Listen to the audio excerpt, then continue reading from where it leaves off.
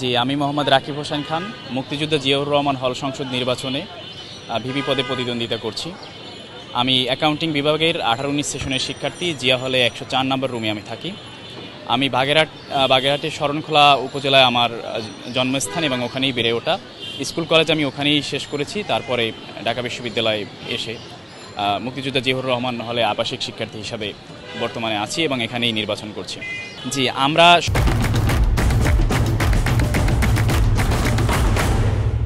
স্বতন্ত্র কথাটা দেখেন দূষিত হয়ে গেছে কিছুটা। অনেকে দল থেকে মনোনয়ন পায় না, কিন্তু সে বিদ্রোহভাবে দাঁড়াচ্ছে, সে দলে বিলং করে, কিন্তু সেও বলতেছে যে আমি স্বতন্ত্র প্রার্থী। এজন্য আমরা বলছি যে না, আমরা স্বতন্ত্র না, আমরা নির্দলীয়, এবং আমরা প্যানেলের নাম দিয়েছি নির্দলীয় ছাত্র ঐক্য। এবং আমাদের প্যানেলের সদস্য প্রার্থী থেকে শুরু করে আমি ভিপি প্রার্থী পর্যন্ত আমাদের কোনো রাজনৈতিক দলের সাথে কোনো সংশ্লিষ্টতা ছিল না এবং এখন নাই, এবং যতদিন আমাদের ছাত্রত্ব থাকবে আমরা রাজনৈতিক দলের সাথে কোনো লিয়াজও করব না, কোনো সংশ্লিষ্টতা আমাদের থাকবে না। আমরা রাজনৈতিক দলের বাহিরে গিয়ে উর্দে গিয়ে সাধারণ শিক্ষার্থীদের পক্ষে থাকতে চাই। সাধারণ শিক্ষার্থীদেরকে নিয়েই আমাদের কাজ, আমাদের এজেন্ডা, আমাদের মাদার পার্টি যাই বলেন, সাধারণ শিক্ষার্থীরাই আমাদের মাদার পার্টি, সাধারণ শিক্ষার্থীদের এজেন্ডাই আমাদের এজেন্ডা, এবং আমরা সাধারণ শিক্ষার্থী হিসেবেই তাদের কাছে থাকতে চাই। আমরা কোনো অভিভাবক, কোনো ত্রাণকর্তা হয়ে থাকতে চাই না কারো। দেখেন, এই ডাকসু নির্বাচনটা একটু ব্যতিক্রম। দেখেন, এখানে ভালোর মধ্যে ভালোর প্রতিযোগিতা হচ্ছে। আগের নির্বাচনগুলো দেখেছি ভালো খারাপের বাছাই হতো, কিন্তু আমার পারসেপশনে যেটা হয় যে ফেসিবাদ বিরোধী সকল প্রার্থী ব্যক্তিগত ভাবে ভালো, কিন্তু সে যদি কোনো দল থেকে আসে, কোনো দলীয় এজেন্ডা নিয়ে আসে, কোনো দলীয় পৃষ্ঠপোষকতায় আসে, তার ভিতরে একটা দলীয় বায়াসনেস কাজ করে। এবং আপনি জানেন যে দলগুলোর একটা ইন্টেনশন থাকে ইউনিভার্সিটিগুলো, হলগুলো একটা আধিপত্য বিস্তার করা, একটা দখলদারিত্ব রাখা। এবং সেই পার্টি হয়ে যদি কেউ আসে, কারো ফান্ডিংয়ে যদি আসে, তাহলে তার ভিতরে সেই বায়াসনেসটা কাজ করবে অটো। সে কিন্তু কম্প্রোমাইজ করবে, তার ইন্ডিপেন্ডেন্সটা সে ধরে রাখতে পারবে না। সেই জায়গা থেকে, সেই কনসার্নের জায়গা থেকে আমরা এসেছি যে যারা ফেসিবাদ বিরোধী আন্দোলনে ছিল তারা বিভিন্ন দলীয় সেটেলমেন্টে অলরেডি চলে গেছে। তো সেইখান থেকে আমরা আমাদের কনসার্নের জায়গা থেকে আসছি যে আগামী দিনে যাতে কোনো দখলদার, কোনো আধিপত্যবাদের উত্থান না ঘটে, সেই জায়গা থেকে আমরা নির্দলীয়ভাবে এসেছি। এবং আমরা এখানে বিশ্বাস করি যে সাধারণ শিক্ষার্থীরাও এটা চায়।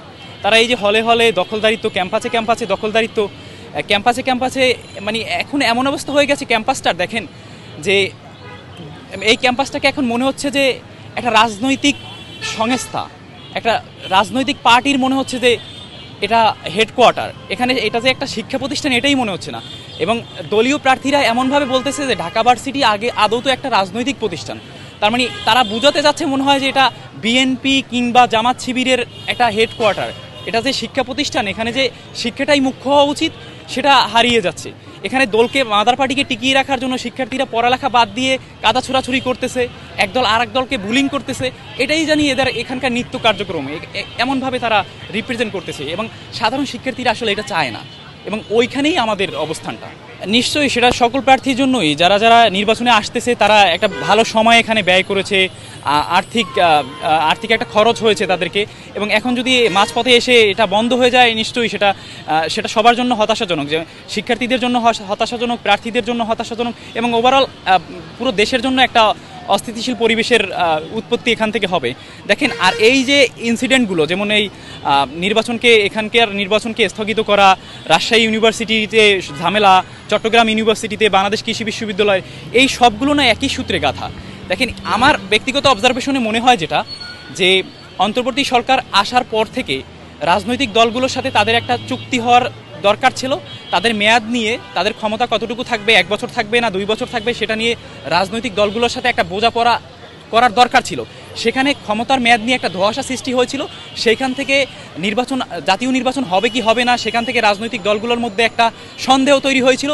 সেই সন্দেহ থেকে অন্তর্বর্তী সরকারকে একটু নাড়াচাড়া দেওয়া, সেই নাড়াচাড়া দেওয়ার ধারাটা চলতেছে এটা।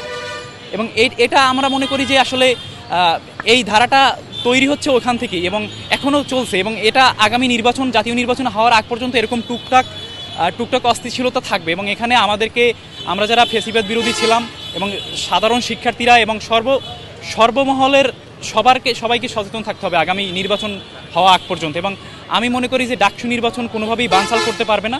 সেখানে যত প্রকার ষড়যন্ত্র থাকুক, যত প্রকার টেবিল বৈঠক থাকুক, শিক্ষার্থীদের দাবি হাইকোর্ট থেকে না, বরং বিশ্ববিদ্যালয় থেকেই আদায় হবে, এটা আমি মনে করি।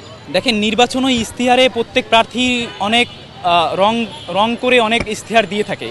তবে আমি আমি মনে করি যে একটা হল সংসদের ভিপি হিসাবে আমি যে অনেক বড় একটা বাজেট নিয়ে আসব, অনেক কিছু করে ফেলবো, হলকে এক বছরে আমি একটা আধুনিক মডেল হল বানাই ফেলবো, এরকম অতিরঞ্জিত ইশতেহার আমি দিতে চাই না।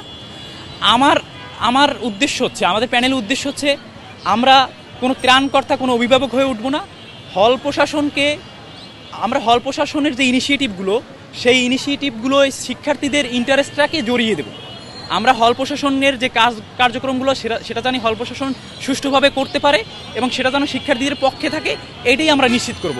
এবং আমি এতটুকু নিশ্চয়তা দেব আমার হলের শিক্ষার্থীদেরকে যে হল সংসদের মাধ্যমে প্রতিটা পয়সার যে কার্যক্রম হবে, প্রতিটা উন্নয়ন কার্যক্রমের প্রতিটা পয়সার হিসাব আমি নিশ্চিত করব এবং আমি এটুকুর স্বচ্ছতা নিশ্চিত করব। দেখেন, ইশতেহারের বাইরে অনেক কাজ হবে, আবার ইশতেহারের ভিতরে অনেক কাজ আছে যেটা এক বছরে বাস্তবায়ন সম্ভব না, এটা রিয়েলিটি। এখানে অতিরঞ্জনের কিছু নাই। কিন্তু এই ইশতেহারের যে কার্যক্রমগুলো হবে, হল সংসদের অ্যাটাচমেন্ট আছে এমন কার্যক্রমের প্রতিটা পয়সার হিসাব আমি প্রত্যেকটা শিক্ষার্থীর রুমি গিয়ে আমি বিবরণী আকারে তুলে ধরবো, এটা আমার অঙ্গীকার। এখন জানি না আমি নির্বাচিত হতে পারবো কিনা, শিক্ষার্থীদের মনের কোঠায় জায়গা করে নিতে পারবো কিনা, সেটা শিক্ষার্থীরাই বিচার করবে। দেখেন, গণরুম গেস্টরুম তো অলরেডি সমাধান হয়ে গেছে। তো আমাদের চাওয়া যে আগামীতে যেন এটার উৎপত্তি আবার এটা ফিরে না আসে। আবার আমি গণরুমে ছিলাম 4 বছর, গণরুমে ছিলাম বলতে গেলে এখনই ওই একই রুমে আছি।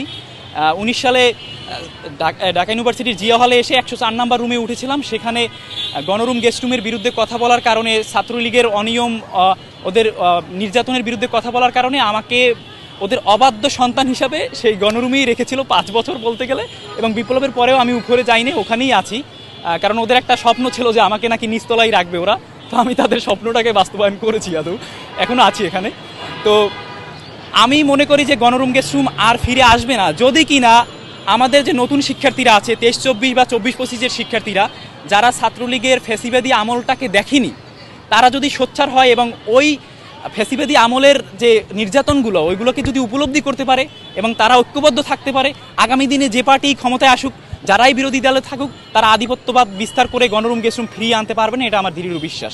এবং আমি ব্যক্তিগতভাবে আমি যেখানেই থাকি, ক্যাম্পাসে থাকি, আমার কর্মজীবন যেখানেই থাকুক, আগামী দিনে যদি কোনোদিন গণরুম গেস্ট রুমের উৎপত্তি হয়, আমার কণ্ঠস্বর সোচ্চার থাকবে, আমি যেখানেই থাকি, এটা আমার অঙ্গীকার।